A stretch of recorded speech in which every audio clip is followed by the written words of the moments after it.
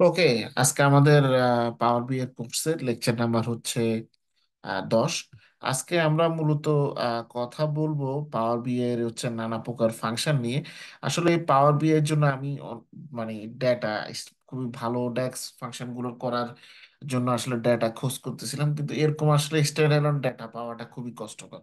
কারণ সমস্যা হচ্ছে রিয়েল লাইফে আমরা এ পর্যন্ত যতগুলো ডেটা ইউজ করেছি মোটামুটি রিয়েল লাইফের সাথে যতটুকু ম্যাচ করে আসলে ইউজ করার চেষ্টা করেছি, কিন্তু পাওয়ার বি এর একদম একেবারে ধরেন মানে আমরা যে ধরনের কাজগুলো করতে চাই সে ধরনের কাজের জন্য এক্সাক্ট ডেটা আছে সেরকম ডেটা সেট খুঁজে পাওয়া যাচ্ছে না। এটা একটু আহ, মানে আনফরচুনেট যেটা। তো আমার একটা ধারণা ছিল যে আমি পাবলিক যে আমাদের পোর্টাল গুলো আছে সেখান থেকে ডেটা সেট নিয়ে কাজ করব, কিন্তু সেটার একটা বড় চ্যালেঞ্জ দেখা গিয়েছে যে সেখান থেকে ডাটাগুলো ডাউনলোড করার কোনো অপশন নেই। মানে ওয়েবসাইটে দেওয়া আছে আপনাকে কপি পেস্ট করে এগুলো এক্সেলে আনতে হবে। তো ওই কাজটা আসলে খুবই বোরিং একটা কাজ, এবং সবচেয়ে বোরিং এর চাইতো সবচেয়ে বড় সমস্যা হচ্ছে ওটা একটা টাইম কনজিউমিং টাস্ক। হুম। তো যেহেতু অনেক টাইম কনজিউমিং টাস্ক, তাই এটা আসলে আমাদের দ্বারা এরকম করা সম্ভব না। তো আমি যে কাজটা করব সেটা হচ্ছে যে আমি আপনাদেরকে একটা সিনারিও অ্যানালাইসিস টাইপের আমরা এইভাবে ডেক্স ফাংশন আলোচনা করব। ধরেন প্রতিটা ফাংশনের এগেইনস্টে আমি একটা সিনারিও আপনাদেরকে ব্যাখ্যা করব, হ্যাঁ। যে এই হচ্ছে কেস স্টাডি, এরকম ডেটা সেট আছে, মানে আমাদেরকে জাস্ট ভিজুয়ালাইজ করতে হবে, এই বিষয়গুলো একটু ব্রেন স্ট্রোক করতে হবে, নিজেদের ঘিলুকে একটু কাজে লাগাতে হবে এক্ষেত্রে। তো একটা মিনিট, একটা কল এসেছে।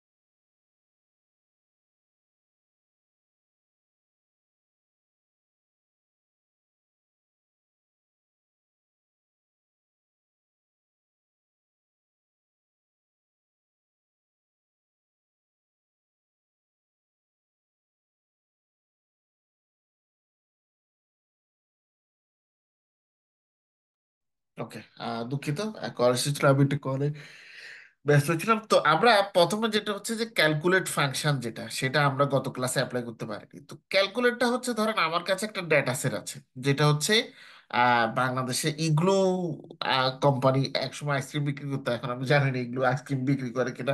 ইগলু থাকতে পারে। বাইরের দেশে নর্মালি হ্যাগেন আইসক্রিমটা খুব বেশি চলে বাইরে। আহ, দেশে, আমাদের দেশে ইগলু ছিল, পোল ইগলু ইগলু আহ, উম,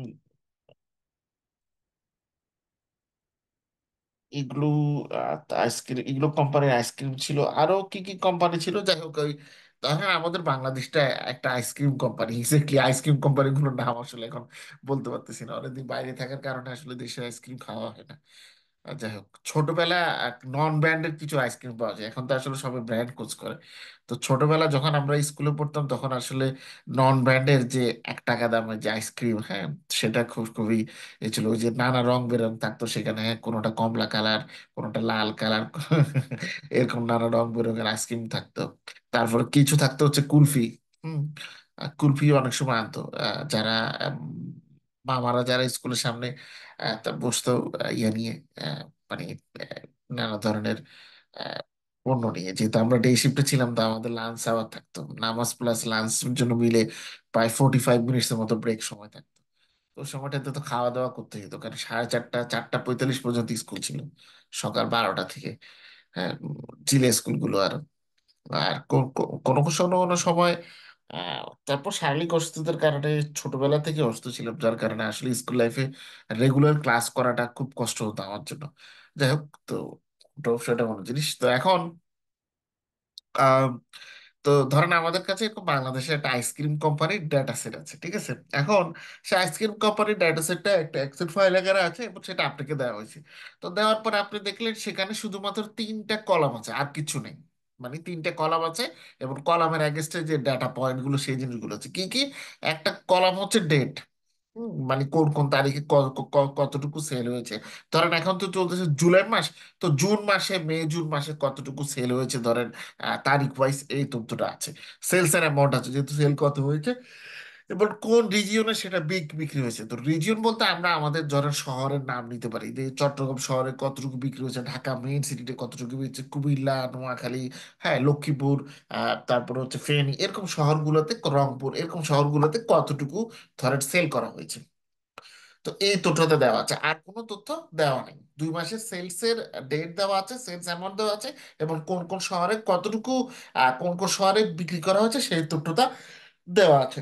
এখন সেখান থেকে কেউ যদি আপনাকে বলে, মানে বিশেষ করে আপনার বস বা সুপারভাইজার, যে এখান থেকে আমরা কিভাবে এই এই যে আমাদের তিনটা কলাম আছে, একটা হচ্ছে আমাদের ডেট, একটা হচ্ছে সেলস এর অ্যামাউন্ট, আর একটা হচ্ছে রিজিয়ন, তাহলে এখান থেকে আমরা কিভাবে ড্যাক্স ফাংশন ইউজ করার মাধ্যমে এরিয়া কিংবা রিজিয়ন ওয়াইজ আমার কতটুকু বিক্রি হয়েছে, বা আমি যদি স্পেসিফিক ভাবে বলতে চাই যে ঢাকা শহরের মধ্যে আমার কতটুকু সেল হয়েছে, বা রংপুর শহরে আমার কতটুকু সেল হয়েছে, কিংবা ফেনীতে আমার আমার কতটুকু বিক্রি হয়েছে, স্পেসিফিক ভাবে যদি এই ধরনের প্রশ্নের উত্তর জানতে চান, তখন আপনাকে ইউজ করতে হবে ক্যালকুলেট ফাংশন।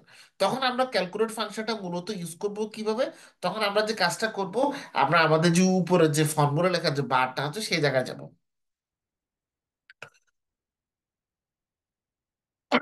যাওয়ার পূর্বে আমরা নিউ মেজার নামে একটা হচ্ছে ঘর আগে হচ্ছে লিখবো। নিউ মেজার তৈরি করে তখন উপরে অটোমেটিক ওই ঘরের নাম চলে আসবে নিউ মেজার, তখন আমরা নিউ মেজারের ওখানে এই যে রিজিয়নের নাম, মানে আমাদের কলামের নাম কি হবে সেটা আমরা দিব। তো কলামের নাম আমরা দিতে পারি যে সেলস বাই রিজিয়ন, মানে রিজিয়ন ওয়াইজ কতটুকু সেলস হচ্ছে, হুম, বা রিজিয়ন ওয়াইজ সেলস, এটা আমরা লিখতে পারি। ওকে, লেখার পরে আমাদের যে কাজটা হবে,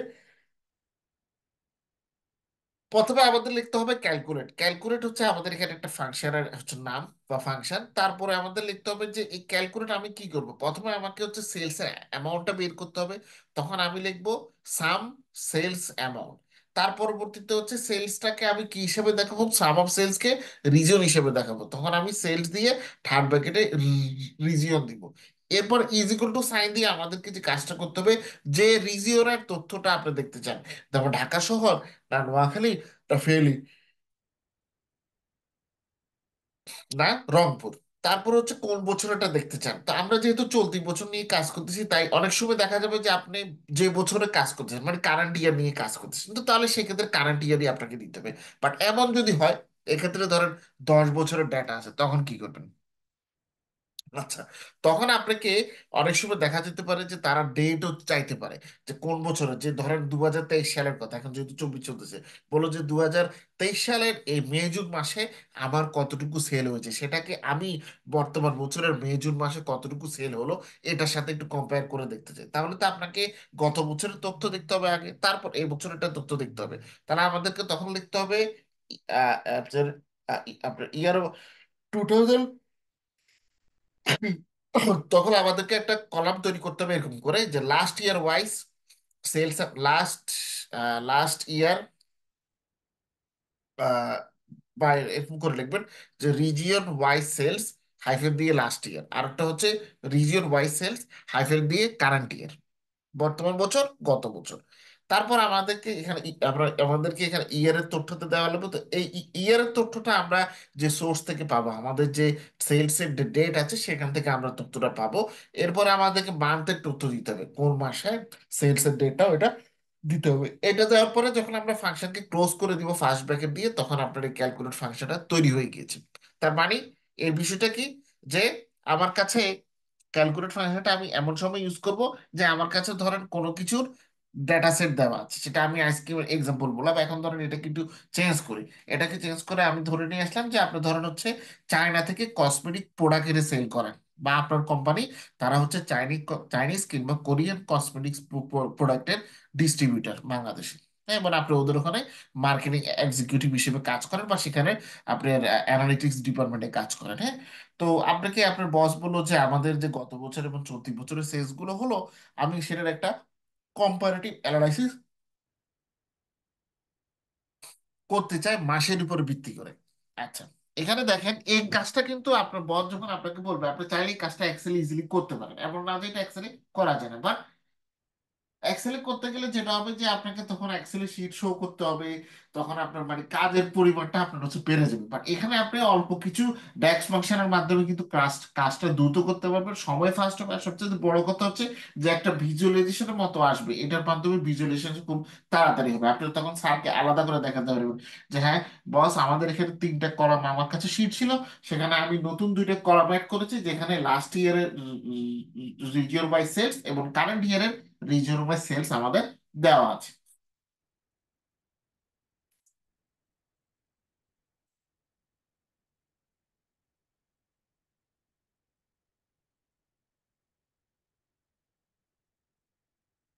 ওকে, তারপর আমরা এ ধরনের এই ফর্মুলাটা অ্যাপ্লাই করে আমরা আমাদের এটা তথ্যটা পেয়ে যাব। তাহলে মোটামুটি ক্যালকুলেট ফাংশনের আহ ব্যবহারটা আমাদের হয়ে গেল।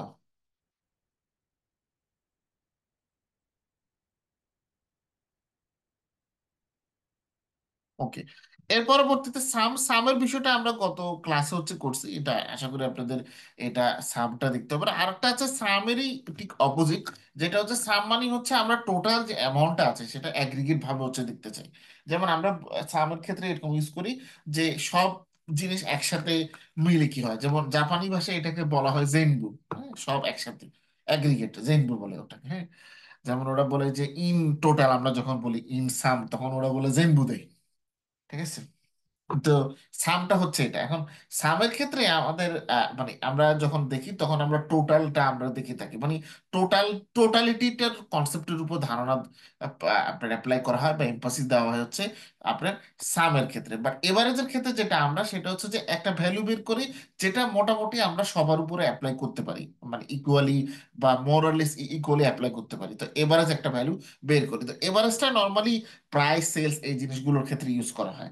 তো ধরেন আমরা যে কাজটা করলাম, এবার আমরা ধরেন আপনি একটা রেডিমেড গার্মেন্টস ফ্যাক্টরিতে জব করেন, আরএমজি ফ্যাক্টরি সেক্টরে, বা যারা ধরেন অ্যাক্সেসরি সেলস করে এরকম জবে আপনি আছেন। Okay fine.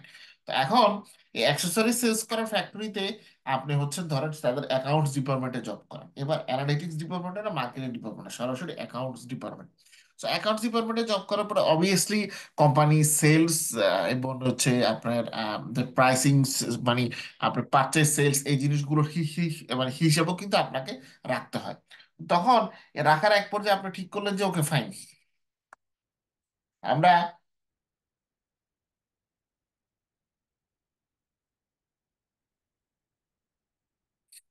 আমরা তাহলে একটা কাজ করি। কি কাজ সেটা হচ্ছে যে আমরা আমাদের যে প্রোডাক্টগুলো আমরা সেলস করতেছি, ধরেন আপনারা হচ্ছে জিন্স প্যান্ট তৈরি করেন, তো সেই জিন্স প্যান্টের আমরা মোটামুটি তো প্রতিটা মানে আপনাদের ধরেন নর্মালি গার্মেন্টস ফ্যাক্টরি গুলোতে হচ্ছে ডুয়েল শিফটে বা মাল্টিপল শিফটে ওখানে কাজ করা হয়। তো আপনি ধরেন যে জায়গাতে কাজ করেন সেই জায়গাতে তিনটা শিফট আছে, তিন শিফটে কাজ হয়। তো প্রতিটা শিফটে মোটামুটি 300 থেকে 400 করে হচ্ছে আপনার জিন্স প্যান্ট তৈরি করা হয়, মানে তিনটা শিফট মিলে আমরা ধরতে পারি যে 300 মিলে প্রায় 900 ইউনিট, হ্যাঁ প্রায় 900টার মতো জিন্স প্যান্ট তৈরি হয়। Okay fine. এখন মজার ব্যাপার হচ্ছে যে এই 900টাতে জিন্স প্যান্ট তৈরি হচ্ছে, প্রত্যেকটা প্যান্টের আপনি একটা মূল্য নির্ধারণ করেছেন, একটা প্রাইস, মানে যেটাকে বলি আমরা ইউনিট প্রাইস। প্রতিটা মূল্য মানে এটা হচ্ছে পার ইউনিট প্রাইস। তো পার ইউনিট প্রাইস কত করে সাপোজ আমরা ধরে নিলাম, যদিও এত কম হয় না, ধরে নিলাম যে পার ইউনিট প্রাইস আপনি ঠিক করেছেন 150 টাকা করে। ঠিক আছে, তো 150 টাকা পার ইউনিট প্রাইস করে 900 ইউনিট আপনার একদিনে আপনি উৎপাদন করতেছেন আপনার ফ্যাক্টরিতে। তো এখন হঠাৎ করে আপনার মাসের 15 দিন যাওয়ার পরে আপনার ইচ্ছা হলো এই যে আমার 15 দিনে যতটুকু উৎপাদন হয়েছে এবং আমার প্রাইস হচ্ছে এটা, এটার আমি এভারেজ প্রাইসটা জানতে চাই। তো এভারেজটা হচ্ছে প্রাইসটা আমাদের জানতে হলে আমরা যেটা করব সেটা হচ্ছে মানে আমাদের প্রথমে যে প্রোডাক্টের প্রাইস যে কলামটাতে আছে সেই কলামে আমাদের যেতে হবে। তো প্রোডাক্টের প্রাইস বলে দেখেন আমাদের এখানে কিন্তু প্রোডাক্টের প্রাইস নামে আলাদা কোনো কলাম নাই, এটা সবচেয়ে ইন্টারেস্টিং ফ্যাক্টর। মানে ইউনিট প্রাইস নামে কলাম আছে কিন্তু প্রোডাক্টের প্রাইস নামে কোনো কলাম আমাদের নাই। তখন আমরা দেখলাম কি যে আমাদের শিফট ওয়াইজ প্রোডাক্টগুলোর প্রোডাকশন দেওয়া আছে, যেমন ফার্স্ট শিফটের ক্ষেত্রে 300 ইউনিট, সেকেন্ড শিফটের ক্ষেত্রে 300 ইউনিট, লাস্ট বা থার্ড শিফটের ক্ষেত্রে 300 ইউনিট। ওকে, 300 ইউনিট 300 ইউনিট হয়ে গেল। 300 ইউনিট হয়ে যাওয়ার পরবর্তীতে এবার হচ্ছে আমাদের প্রোডাক্টের আপনার আহ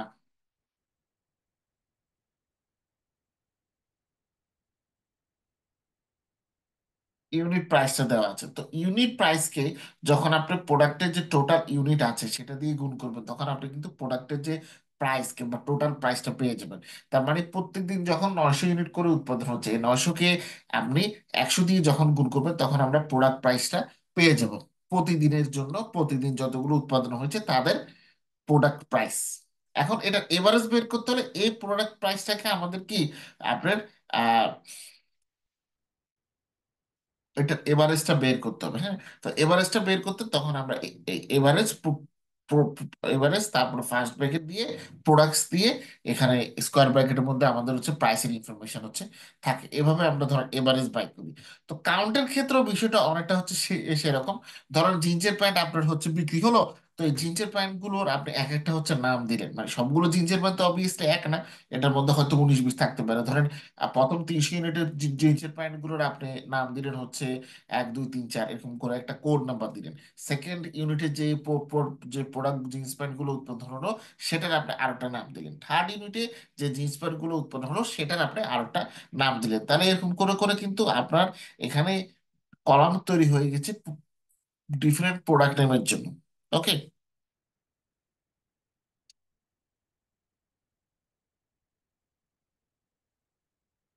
এখন আপনি জানতে চান যে নাম্বার অফ প্রোডাক্ট সম্পর্কে আপনি জানতে চান যে আসলে আমার প্রতিদিনে 3 শিফটে উৎপাদন হচ্ছে 330 ইউনিট করে, তো 15 দিনে আমার টোটাল নাম্বার অফ কতটুকু প্রোডাক্ট উৎপন্ন হয়েছে কাউন্ট করতে চান এটাকে। এরকম কাউন্ট করার সিচুয়েশনের ক্ষেত্রে আমরা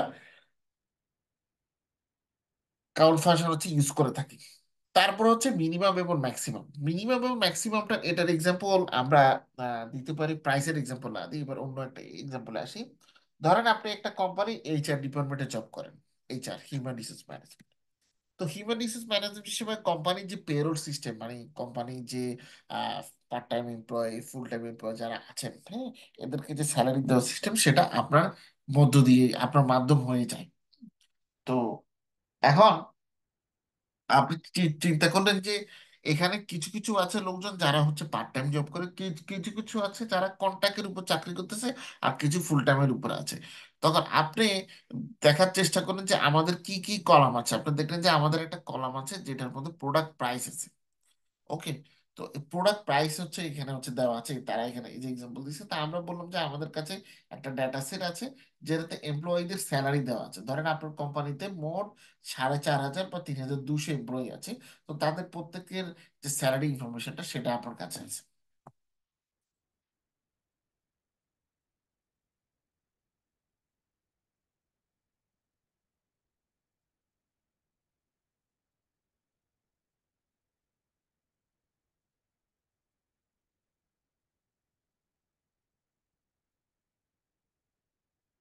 এখন আপনি বললেন যে এই যে 200 জন বা 2000 জনের স্যালারি যে তথ্য আছে তাদের মধ্যে সবচেয়ে বেশি স্যালারি পায় কে এবং সবচেয়ে কম স্যালারি পায় কি সেটা আপনি জানতে চান, তখন আপনাকে এই মিন ম্যাক্স ফাংশনটা ইউজ করতে হবে। আপনি যদি সবচেয়ে বেশি স্যালারি আপনি দেখতে চান তখন আপনাকে ম্যাক্সিমাম ফাংশনটা ইউজ করতে হবে। যদি সবচেয়ে মিনিমাম স্যালারি দেখতে চান তখন মিনিমাম ফাংশনটা আপনার ইউজ করতে হবে। তারপর হচ্ছে আরেকটা হচ্ছে ডিস্টিংক্ট। আচ্ছা, ডিস্টিংটা হচ্ছে মূলত আপনার ইউনিক ভ্যালুকে হচ্ছে রিটার্ন করে থাকে স্পেসিফিক, এবং নর্মালি এটা আমরা ডুপ্লিকেট ভ্যালুকে দূর করার জন্য ডিস্টিং কমান্ডটা ইউজ করে থাকি। এছাড়া একটা কমান্ড আছে যেটার নাম হচ্ছে কনক্যাটেনেট। কনক্যাটেনেটটা হচ্ছে আমরা যদি আমাদের অনেকগুলো টেক্সট ফাইল থাকে, তো তাদেরকে আমরা সিঙ্গেল ফাইল স্ট্রিং এ একসাথে করার জন্য আমরা কম্বাইন করার জন্য নর্মালি এটা ইউজ করে থাকি। যেমন এরকম হতে পারে যে কাস্টমাররা যখন হচ্ছে আপনার এখান থেকে জিনিসপত্র কিনেছে, ম্যাক্সিমাম মানুষজন ধরেন হচ্ছে আপনি একটা সুপার স্টোর রান করেন। তো সুপার স্টোর রান করে আপনার সুপার স্টোরে ম্যাক্সিমাম মানুষজন ধরেন কার্ড দিয়ে পেমেন্ট করতেছে, মানে আপনি আপনার দোকানে ক্যাশলেস পদ্ধতি চালু করেছে, যে ক্যাশে কোনো লেনদেন হয় না, যা লেনদেন হয় কার্ডের মাধ্যমে হয়। ওকে, ফাইন। তাহলে এই ধরনের সিচুয়েশনের ক্ষেত্রে আপনাকে যে কাজটা করতে হবে, একটা মিনিট একটু পানি খেয়ে নিন।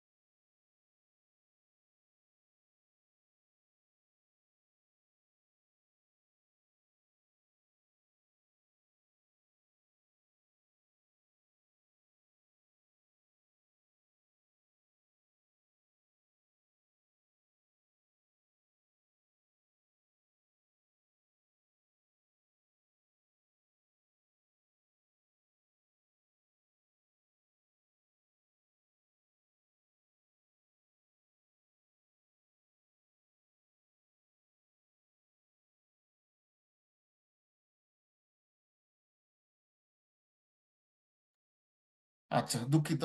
আসলে গত কয়েকদিন যাবত যে সমস্যা হয়েছে সেটা হচ্ছে যে আপনার দাঁতে আমার প্রচন্ড হচ্ছে একটু ব্যথার সমস্যা হয়েছে ইয়েতে। কারণ বিদেশে আসলে ওই এরা সবকিছু তো এখানে ঠান্ডা খায় দেশে, তো এই কারণে। এবং এখানে এখন সমস্যা হচ্ছে যে দাঁতের ডাক্তার খুব খুঁজে পাওয়াটা খুবই মানে ডিফিকাল্ট। দাঁতের ডাক্তার মানে পাওয়া যায় কিন্তু সিরিয়াল পাওয়া যায় না। হ্যাঁ, গত সপ্তাহ থেকে এটা নিয়ে আমি কষ্ট করতেছি। যাই হোক, কিছু প্রাইমারি মেডিসিন খাচ্ছি, বাট সেগুলোতে আসলে তেমন লাভ হচ্ছে না। আচ্ছা, আমরা আলোচনাতে ছিলাম কনক্যাটেনেটে। হ্যাঁ, তো কনক্যাটেনেটে আপনি একটা সুপার স্টোর রান করেন। হুম? তো সুপার স্টোরে অবভিয়াসলি যখন লোকজন কেনাকাটা করে তখন ম্যাক্সিমাম মানুষজন ধরেন দেশের বাইরে মানে কার্ডের মাধ্যমে কিন্তু লেনদেন হয়। ক্যাশলেস সোসাইটি যে যে কনসেপ্টটা সেটা কিন্তু আমাদের বাংলাদেশেও কিন্তু প্রবর্তন করা হচ্ছে আস্তে আস্তে আর কি। এটা হচ্ছে এবং খুব সহসায় আমরা মোটামুটি আগামী 1-2 বছরের মধ্যে এটার একটা বড়সড় অগ্রগতি দেখতে পারবো। তো ক্যাশলেস সোসাইটির ক্ষেত্রে যে জিনিসটা হয়, ক্যাশলেস সোসাইটির ধারণা আসলে অনেকের মানে ক্লিয়ার না। ক্যাশলেস সোসাইটি মানে হচ্ছে আপনি যে লেনদেনগুলো, এই লেনদেনগুলো ক্যাশের চাইতে এগুলো হবে আপনার আহ, আপনার ইয়ের মাধ্যমে হবে। আহ, এই লেনদেনগুলো ক্যাশে হবে না। এই লেনদেনগুলো আপনার হবে হচ্ছে কার্ডের মাধ্যমে, কারণ ক্যাশের অল্টারনেটিভ হিসেবে ক্যাশটা থাকবে, বাট সেটা অন্য ফর্মে থাকবে, এক্সাক্ট ক্যাশের ফর্মে থাকবে না। যেমন সেটা আপনার কোনো প্রিপেড কার্ড হতে পারে। যেমন আমরা জাপানের আমাদের যে বিশ্ববিদ্যালয় ছিল সেখানে আমাদের বিশ্ববিদ্যালয়ের যে আইডি কার্ড ছিল সেটাতে আমরা টাকা লোড করতে পারতাম। কি কারণে লোড করা যেত? সেটা হচ্ছে যে ক্যাম্পাসের মধ্যে আমাদেরকে ম্যাক্সিমাম সময় কি ক্যাম্পাসেই আমরা থাকতাম। মানে জাপানের স্টুডেন্ট লাইফটা অনেকটা হচ্ছে যে আপনাকে আপনার এই 2 বছরের যে মাস্টার্স প্রোগ্রাম, পিএইচডি তো সেম, পিএইচডি আলাদা আরো বেশি সময় থাকতো। ওই আমাদের মানে বিশ্ববিদ্যালয় আর আমাদের যে ল্যাব, মানে আমাদের নর্মালি যেটা হয় যে প্রত্যেকটা প্রফেসরের তাদের নিজস্ব একটা রুম আছে, প্রফেসর বসে এবং স্টুডেন্টদের বসার একটা রুম আছে।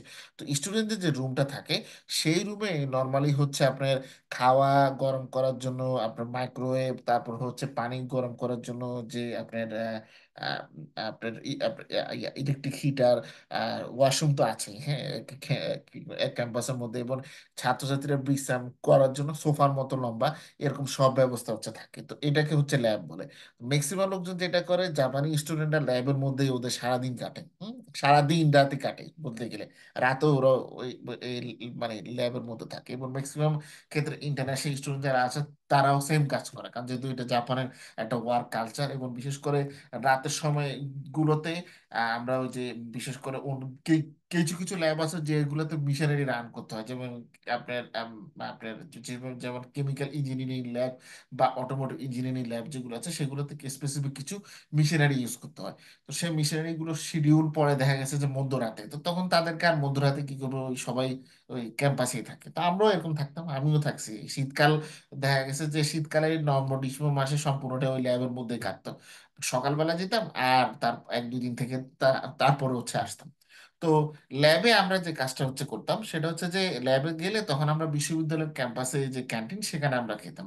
এবং সেখানে ক্যান্টিন ক্যান্টিন হচ্ছে উপরের তলাতে, বেসমেন্টে যেটা যেটা মাটির নিচে, সেখানে হচ্ছে আপনার 2-3টা দোকান ছিল। একটা দোকান ছিল যেটাতে সবকিছু পাওয়া যেত, মানে ওটা জাপানের ভাষায় ওরা বলে কনভেনি, মানে কনভেনিয়েন্স স্টোর। আর একটা ছিল হচ্ছে আপনার বইয়ের দোকান।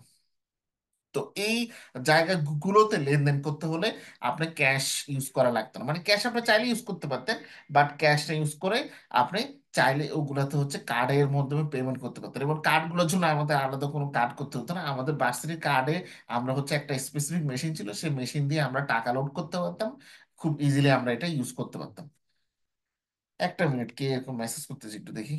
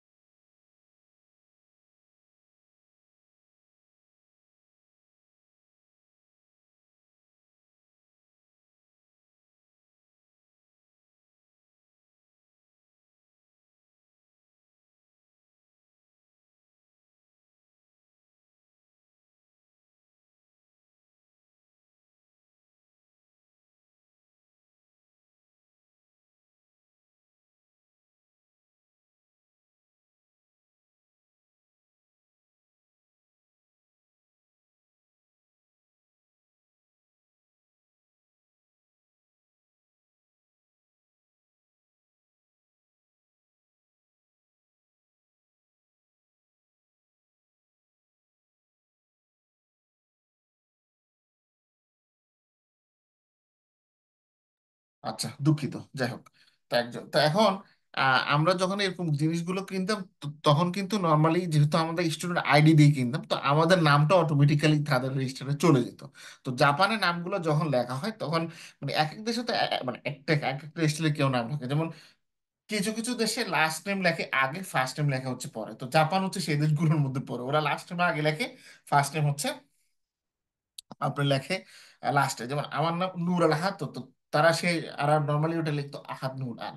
ঠিক আছে, তো ধরেন এরকম আমাদের ভার্সিটির ওরকম আপনি এই সিস্টেমটা আমাদের দেশে একটা সুপার মার্কেট বা কনভেনিয়েন্স শপ চালু করলেন, যেটা মধ্যে আপনি এরকম ক্যাশলেস পেমেন্ট সিস্টেম রাখলেন। ওকে।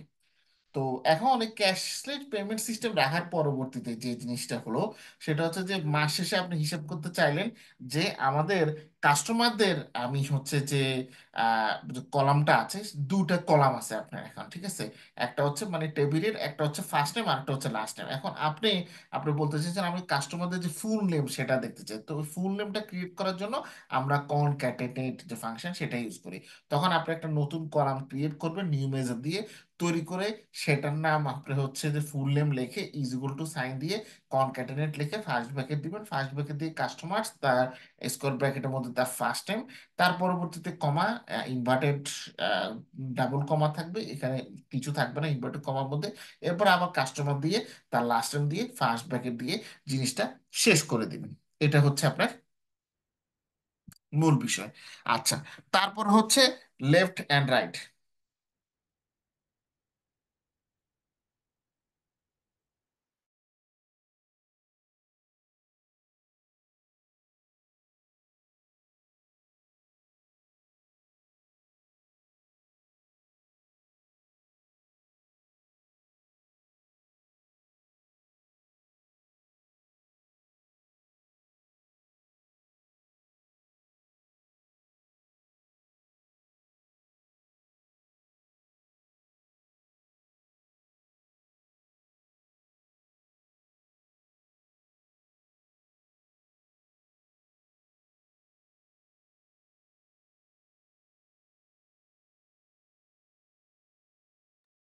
আচ্ছা, তারপর হচ্ছে ধরেন হচ্ছে লেফট এবং রাইট, এটা করে মোটামুটি আজকের আমরা আলোচনাটা এখানে শেষ করব।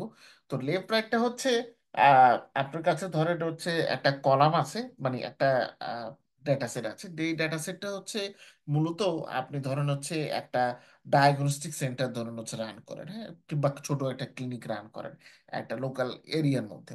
তো সেই ক্লিনিকে আপনি হচ্ছে যেহেতু লোকাল এরিয়াতে রান করেন, তো লোকজনকে আপনি সবাইকে মোটামুটি যে চিনেন, এবং যারা নর্মালি আপনার ক্লিনিকে বা সেন্টারে আসে তারা আশেপাশেই লোক, এবং আপনি মোটামুটি সবাইকে চিনেন।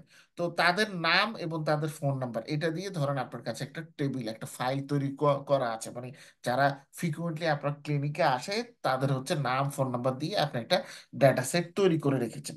তো এখন আমাদের তাহলে এই টেবিলের মধ্যে কলাম হচ্ছে দুইটা, একটা হচ্ছে নামের কলাম আর একটা হচ্ছে ফোন নাম্বারের কলাম। তো এখন আমরা এখানে যে কাজটা করতে পারি সেটা হচ্ছে যে নর্মালি আমাদের দেশে এই কাজটা করা হয় না, বাইরের দেশে আসলে লেপ লাইট নিয়ে হচ্ছে ইয়ে করা হয়। বিশেষ করে বাইরের দেশে তখন ওদের আলাদা করে এরিয়া কোড থাকে, সেটাকে এক্সট্রাক্ট করার জন্য তারা নর্মালি লেফট লাইট কমান্ডটা ইউজ করে থাকেন। আমরা যে ধরনের ডেটা সেট নিয়ে আসলে আমাদের দেশে কাজ করব বা কাজ করি, আমাদের কিন্তু লেফট রাইটের বিষয়টা হচ্ছে দেখা লাগে না, কারণ আমাদের ম্যাক্সিমাম ক্ষেত্রে হচ্ছে মোবাইল ফোন এখন হচ্ছে সবাই ইউজ করে থাকেন। হ্যাঁ, টিএনডি ফোন বা নর্মাল যে ল্যান্ড ফোন আমরা যেটাকে বলে থাকি সেটা অনেক জায়গাতে আছে এখন, বিশেষ করে সরকারি অফিসগুলোতে কিন্তু এখনো ল্যান্ড ফোনে হচ্ছে কাজকর্ম হয়। আর ল্যান্ড ফোনের কিছু সুবিধাও আছে, সেটা হচ্ছে যে মোবাইলে আপনি কথা বলে যত সহজে হচ্ছে লোকজন আপনার লোকেশন কিংবা আপনার ডিটেলস ট্র্যাক করতে পারে, ল্যান্ড ফোনে ততটা সহজে কিন্তু পারে না। কারণ ম্যানুয়াল জিনিসপত্র তো ওটাতে সমস্যা আছে বেশ কিছু। ঠিক আছে, এ কারণে কিন্তু বড় বড় ক্ষমতাশালী লোকজন এবং যুদ্ধের ফিল্ডগুলোতে দেখবেন আজও তারা কমিউনিকেশন রক্ষার ক্ষেত্রে কিন্তু ল্যান্ড ফোন, স্যাটেলাইট ফোন এই জিনিসগুলো ইউজ করে। কি কারণে? কারণ এই জিনিসগুলো আপনার সিকিউরিটি মেনটেন করা যায় এই জিনিসগুলোর মাধ্যমে বেশি, হ্যাঁ। আর মোবাইল ফোনের সিগন্যালকে ধরানো হচ্ছে যে কেউ হ্যাক করতে পারে, হ্যাক করে তখন অন্য কিছু হতে পারে, অথবা সে আপনার ইনফরমেশন যে জেনে যেতে পারে, যেটা তার জানা উচিত ছিল না। তো তো সেক্ষেত্রে এই জিনিসগুলো আর কি মূলত দেখা হয়। আচ্ছা, এখন এখানে আমরা তাহলে লেন ফাংশন নিয়ে আলোচনা করি। লেন ফাংশনটা হচ্ছে মূলত আমাদের এখানে যদি যদি টেক্সট বা স্ট্রিং টেক্সট স্ট্রিং থাকে, সেটাতে মোট কতগুলো নাম্বার বা ক্যারেক্টার আছে সেটা ক্যালকুলেট করার ক্ষেত্রে লেন ফাংশনটা হচ্ছে ইউজ করা হয়। তার মানে আমরা বলতে পারি কোনো স্ট্রিং ভ্যালুর যে লেন্থ সেটা ডিটারমাইন করার জন্য হচ্ছে লেন ফাংশনটা ইউজ করা হয়। তো এখন ধরেন আমাদের এখানে আপনার কাছে ধরেন এই এরকম টেবিলটাই আছে। মানে আমরা প্রথম যেটা আলোচনা করছিলাম, আপনার আইসক্রিম সেল করেন। হ্যাঁ, তো আইসক্রিম সেল না করে আমরা এবার বললাম যে আপনার ওই ক্লিনিকের এক্সাম্পলটা রাখি। তো আপনি একটা ক্লিনিক রান করেন, তো ক্লিনিকের মধ্যে নর্মালি আমরা হচ্ছে নানা ধরনের সার্ভিস দিয়ে থাকি। মানে এখানে কিন্তু ক্লিনিকে কোনো প্রোডাক্ট সেল করা হয় না, এই এই জিনিসটা খেয়াল রাখতে হবে। ক্লিনিকের কথা যখন আমরা বলতেছি বা ডায়াগনস্টিক সেন্টার, তখন সেটা কিন্তু সার্ভিস ইন্ডাস্ট্রিতে চলে যাচ্ছে, সেটা কিন্তু আর ম্যানুফ্যাকচারিং ইন্ডাস্ট্রিতে নেই। ম্যানুফ্যাকচারিং ইন্ডাস্ট্রি হলে প্রোডাক্ট সেলস, আপনার তারপর হচ্ছে পারচেজ সেলস, এই বিষয়গুলো চলে আসে। তো ধরেন আপনার কাছে এমন একটা এখন ডাটা সেটটা আছে, সেই ডাটা সেটের মধ্যে সেটা হচ্ছে যে সার্ভিসগুলোর আপনার কথার নাম লেখা আছে এবং সার্ভিসগুলোর ডিসক্রিপশন দেওয়া আছে। তো সার্ভিসগুলোর নাম এবং ডিসক্রিপশন দেওয়া আছে এই কারণে, কারণ ডিসক্রিপশন না দেওয়া থাকলে অনেক মানুষ আসলে কি ধরনের সার্ভিস কিভাবে দেওয়া হচ্ছে এটা বুঝবে না। আর ম্যাক্সিমাম আমাদের সার্ভিসের যে নামগুলো এগুলো হচ্ছে মেডিকেল ফিল্ডের হিসেবে হচ্ছে নাম দেওয়া। হ্যাঁ, এখন যেমন আমরা বলতে পারি যে ব্লাডের একটা টেস্ট হচ্ছে সিবিসি, এখন সেটাকে ফুল মিনিং করে দাঁড়ায় কমপ্লিট ব্লাড কাউন্ট। তো কমপ্লিট ব্লাড কাউন্ট বলতে আসলে ব্লাডের কোন কোন দিকটা এক্স্যাক্টলি দেখা হবে সেটার ডিসক্রিপশন কিন্তু সাধারণ মানুষজন জানে না। তখন আপনি যে কাজটা করলেন সেটা হচ্ছে আপনি একটা এক্সেল ফাইল রেডি করলেন, যেটাতে আপনি টেস্টগুলোর নাম লিখলেন এবং টেস্টগুলো কি কি ধরনের কাজে আসলে ইউজ করা হয় এবং টেস্টগুলোতে কি কি বিষয় দেখা হয় সেটা আপনি একটা ডেসক্রাইব করলেন। এখন আপনি যে কাজটা করলেন সেটা হচ্ছে যে আপনি ডিসক্রিপশনটা আপনি লিখলেন, এই প্রত্যেকটা ডিসক্রিপশনের লেন কতটুকু সেটা ক্যালকুলেট করার জন্য আমরা নর্মালি লেন ফাংশনটা ইউজ করে থাকি। লেন ফার্স্ট ব্র্যাকেট দিয়ে হচ্ছে প্রোডাক্টস, আবার স্কোয়ার ব্র্যাকেট দিয়ে হচ্ছে ডেসক্রিপশন।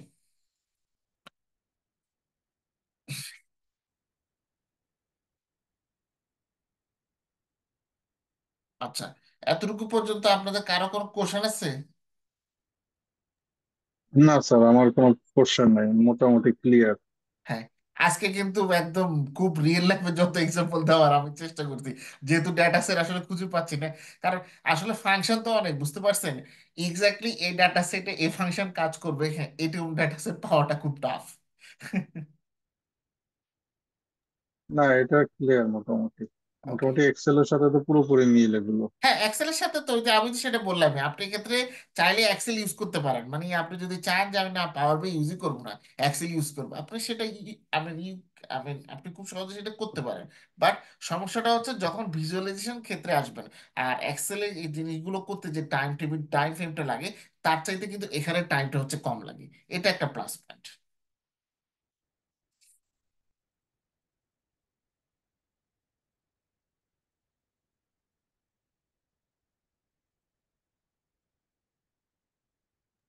স্যার, আমাদের ওই যে প্রজেক্ট কিছু করবেন মনে হয় নাকি? হ্যাঁ, আমি প্রজেক্ট আসলে করতে তো চাইছিলাম। প্রজেক্টের দায়িত্ব আপনাদেরকে দেওয়াটাই ভালো, কারণ ক্লাস যেভাবে লোকজন করে না, এভাবে আপনাদেরকেই দেওয়াটা আসলে দরকার, তাহলে বুঝে যেত যে কে আসলে কতটুকু শিখছেন। কারণ এই দেখেন বিগত 3-4টা ক্লাসে আমার মনে হয় ঈদের আগ থেকেই তো আপনি ছাড়া আর কেউ আসতেছে না ক্লাসে। এটা খুবই আনফরচুনেট। গতকালকে শুধু এক ভাই ছিল, আরেকজন ছিল, আর আমি ছিলাম। আমি মোটামুটি সব ক্লাস করছি। হ্যাঁ, আপনি তো সবসময় থাকেন।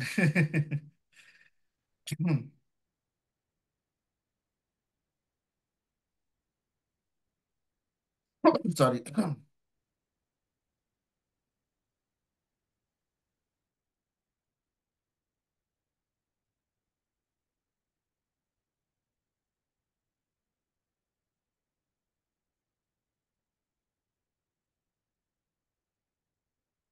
ঠিক আছে তাহলে, ভালো থাকেন, সুস্থ থাকেন। নেক্সট ক্লাসে দেখা হবে। আপনাদের ক্লাসটা আমি চিন্তা করতেছি যে আহ, শুক্রবারে নেওয়াটা একটু আমার জন্য আসলে টাফ হয়ে যাচ্ছে, কারণ আসলে শুক্রবারে ইদানিং কাজের চাপ এত বাড়ছে, বিশেষ করে গত 2-3 দিন হচ্ছে এত ঝামেলা করতে হয়েছে। সেটা হচ্ছে আমরা আপনার ইয়ের ডাটা সেট নিয়ে কাজ করতেছিলাম, এটা হচ্ছে কমোডিটি ডাটা নিয়ে হচ্ছে কাজ করছিলাম, একটা কাজ আসছিল। তো সেই কাজটা নিয়ে আমার টিমের মেম্বার ছিলাম আমরা 4 জন। তো 4 জনের ভিতরে 3 জন মাশাল্লাহ যে কাজটা করছেন, ওই 3 জনই কাজের ঠিকঠাক করে হচ্ছে বুঝেন না। ওনারা উলট পালট কোড লিখছেন, যা লিখছেন ওগুলো কিছুই কাজে লাগে নাই। লাস্ট মোমেন্টে যখন বললাম হ্যাঁ আপনাদের কাজের কি অবস্থা দেন আপডেট, ওনারা আপডেট দিল আমাকে 2 দিন আগে। আর হ্যাঁ আপনারা কি কাজ করলেন, আপনাদের তো কিছুই হয়নি। তো কে বললো স্যার আমার ল্যাপটপের সমস্যা, ও বললো "এই আমার এটাতে এটা হয়েছে সেটা হয়েছে", নানা ধরনের যুক্তি। মানুষের তো মানে হাত বেসিক্যালি তিনটা, মানুষের ডান হাত বাম হাত প্লাস একটা হচ্ছে অজুহাত। অজুহাত। আমি তারপর আর কিছু বলিনি। তখন আমি বললাম এরা আচ্ছা কি ঠিক আছে। বাঙালি, স্যার? না না বাঙালি না, বিদেশি, বিদেশিদের মধ্যে আছে এরকম। যাক, খালি আমরাই দোষে, এই দোষে দুষ্ট। বিদেশিদের মধ্যে আছে, বাঙালির এই জিনিসটা বেশি আর কি, বাট বাইরের দেশের মধ্যে আছে, নাই যে এমন না। মানে পরে আর কি মাঝে মধ্যে এরকম, মানে জাপানিদের মধ্যে কম, এরা ছিল আপনার ইউরোপিয়ান ছিল আর কি। জাপানিরা তো আমি জানি মানে না জাপানিরা অসম্ভব হলে হচ্ছে কাজ পরিশ্রমী। করতো, ঠিক আছে, না পারলেও কাজ হ্যাঁ। করতো, কিছু একটা করে নিয়ে যেত না পারলেও। হুম। কারণ ওদের কাছে কাজই হচ্ছে ধর্ম, মানে কাজই হচ্ছে সবকিছু। ওরা কাজকে ধর্ম মনে করে। হুম। তো পরে স্যার জি বলেন। বলেন স্যার। আচ্ছা বলেন আমি না। শেয়ার শেষ করিনি, তো তারপরে তো এই ডাটা সেট এবং এটার কাজটা করতে হয়েছে সম্পূর্ণ আর প্রোগ্রামিং, বুঝছেন। আর প্রোগ্রামিং এ করতে হয়েছে আমার, আমি তো সবসময় ইউজ করি পাইথন, আর হ্যাঁ আমি আর মাঝে মধ্যে ইউজ করি, তো সবসময় ইউজ করি না। তো এটার কোডটা লিখতে আমার মানে পুরোপুরি 12টা বেজে গেছে। এবং এটাতে খুব নতুন, আমরা এটাতে খুব নতুন ধরনের কিছু রিগ্রেশন মেথড হচ্ছে ইউজ করেছি। যে রিগ্রেশন মেথড গুলো আসলে আমি এখানে বলতে পারছি না, কারণ ওটা ওদের মানে প্রোপার্টরি, মানে ওদের কপিরাইট আর কি করা। তো সেই রিগ্রেশন মেথড লাইফে ফার্স্ট টাইম আমি ইউজ করছি, এখন পর্যন্ত রিগ্রেশন মেথডের কথা পৃথিবীর কোথাও আলোচনাতে আসে না। এবং ওরা অলরেডি অলরেডি এটা কপিরাইট নিয়ে রেখেছে, এবং ওরা বললো যে আমরা একটা রিসার্চ পেপারও লিখতেছি। ওরা মানে খুব সহসা আশা করা যায় যে উইদিন দিস ইয়ার আর নেক্সট ইয়ারের মধ্যে সেই রিগ্রেশনটা আপনারা কিছু কিছু রিসার্চ পেপারে পেয়ে যাবেন, একটা নতুন রিগ্রেশন মেথড। তো আমাদের কাজটা ছিল মূলত ওল্ড যে ট্র্যাডিশনাল এক্সিস্টিং মেথড আছে সেটা আর এটা এটার এই অ্যাপ্লাই করে দুটা যে কম্পারেটিভ পারফরমেন্স আছে সেই জিনিসটা দেখা। এখন ওই সমস্যাটা হচ্ছে যে 3জন পড়ছে সেই 3জন কাজ ভাগ করার সময় কিন্তু অফিসে বলে নেই যে আমরা আর প্রোগ্রামিং ঠিকঠাক করে পারি না। এরা বলছে হ্যাঁ ঠিক আছে সমস্যা নেই দিন। ওদের মূল সমস্যা এটা আমি ধরতে পারছি। কিন্তু চাপাচাপি করে লিখছে, মনে করছে যে কোনো ভাবে হোক চ্যাট জিটিপি বা কিছু একটা করে কোড বের করে ফেলবে, কিন্তু পারে নাই কোড করতে। না, আর প্রোগ্রাম আমি টুকটাক ট্রাই করছি, মানে ইজি কিন্তু একটু পাইথনের মতন একটু ভিন্ন টাইপের। হ্যাঁ এটা একটু ভিন্ন। আর সবচেয়ে মানে বড় কথাটা কি সেটা হচ্ছে দেখবেন যে ম্যাক্সিমাম লোকজন বলে যে চ্যাট জিটিপি আসছে মানুষের চাকরি থাকবে না এসে, আর এটা সম্পূর্ণ বকওয়াস কথা। চ্যাট জিটিপি কোনো সময় একটা ডাটা সায়েন্টিস্ট বা মেশিন লার্নিং ইঞ্জিনিয়ার যে পর্যায়ে কাজ করে সেটা, সে পর্যায়ে এখনকার যে চ্যাট জিটিপি আছে এটার আরো আসতে 20 বছর লাগবে এরকম হলো মিনিমাম। এটা হচ্ছে সময়, এটা সবচেয়ে বড় কথা। কারণ আমরা যে লেভেলের হচ্ছে কাজ করি বা যে লেভেলের আমাদের চিন্তা ভাবনা করতে হয়, চ্যাট জিটিপি সেই লেভেলে চিন্তা হচ্ছে করে না। ওকে জাস্ট আপনি বলেন যে কোড লিখে দাও, সে হচ্ছে কোড লিখে দিচ্ছে, কিন্তু এরপরে সে এই কোডকে ঠিকঠাক করে রান করতেছে কি করতেছে না সেটা সেটা আর তাকে দিয়ে ঠিকঠাক করে বের হয় না। আপনি খেয়াল করে দেখেন মানে রিয়েল লাইফের কাজ যদি করেন তখন দেখবেন যে বেশ কয়েকবার আপনাকে রিয়েল লাইফের কোডগুলো তাকে হচ্ছে ইনপুট দিতে হবে, না হলে সে হচ্ছে ভালো আউটপুট আপনাকে দিতে পারবে না চ্যাট জিটিপি। আর এই ক্ষেত্রে আমার এক্সপিরিয়েন্স হলো যে ম্যাক্সিমাম ক্ষেত্রে ওর কোডটা ভুলই থাকে। হ্যাঁ তো ম্যাক্সিমাম ওর ক্ষেত্রে কাছ তো থেকে কোড ভুল থাকে, মানে হচ্ছে চ্যাট জিটিপির আসলে ওই চ্যাট জিটিপি তো তো একটা বেসিক্যালি ওকে ট্রেন করানো হয়েছে। তো তাকে যে বিষয়গুলো ট্রেন করানো হয়েছে সেগুলো অনেক কিছু ওল্ড হয়ে গিয়েছে, মানে নিউ নলেজ কিন্তু না। হিউম্যান ব্রেনের ক্ষেত্রে কি আমাদের কাছে এক্সিস্টিং নলেজও আছে, মানে ওল্ড নলেজ তো আছে, এক্সিস্টিং যেটা নলেজ সেটাও আছে, আবার ফিউচার নলেজটাও কিন্তু আমরা গেয়ার মানে গ্যাদার করে নিচ্ছি। এটা হচ্ছে মানুষের লার্নিং সিস্টেম, ঠিক আছে। মেশিনেরটা কিন্তু সেরকম না। মেশিনের লার্নিং সিস্টেম কিন্তু based on past, past right. ইনফরমেশনের বেস করে।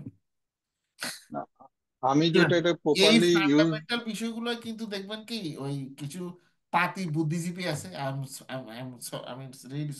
সরি টু সে, বাট কিন্তু পাতি বুদ্ধিজীবী আছে তো বাংলাদেশের, আমি দেখি এদের কাজ হচ্ছে যে এসব কথাবার্তা বলে লোকজনকে ডিমোটিভেট করা।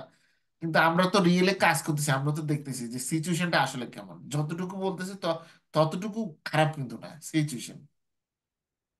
না না, এখানে চ্যাট জিপিটি প্রপারলি ইউজ করতে গেলেও ওই নলেজটা লাগবে। যেমন আমি ইউজ করি কিভাবে, আপনি ধরেন এই যে যে পাওয়ার বি এর কথাই ধরেন, পাওয়ার বি এর ক্ষেত্রে আপনার চ্যাট জিটিপি ইউজ করলে কোনো লাভ কি আছে আপনার? না না, ও এটা কিভাবে করবে?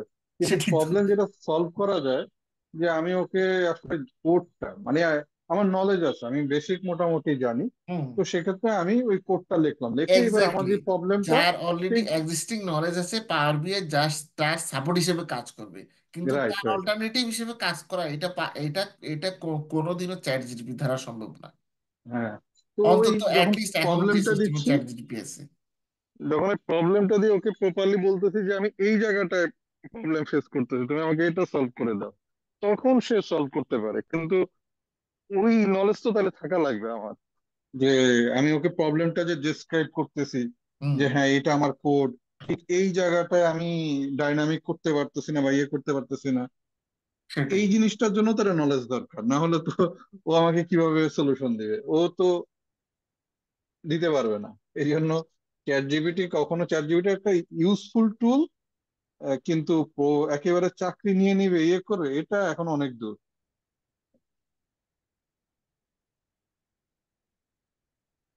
সেটাই। ঠিক আছে তাহলে ভাই, নেক্সট ক্লাসে দেখা হবে। স্যার ভালো একটা থাকবেন। জিনিস ডিসকাস করতে যাচ্ছিলাম আপনার সাথে, যেহেতু সময় আছে কিনা।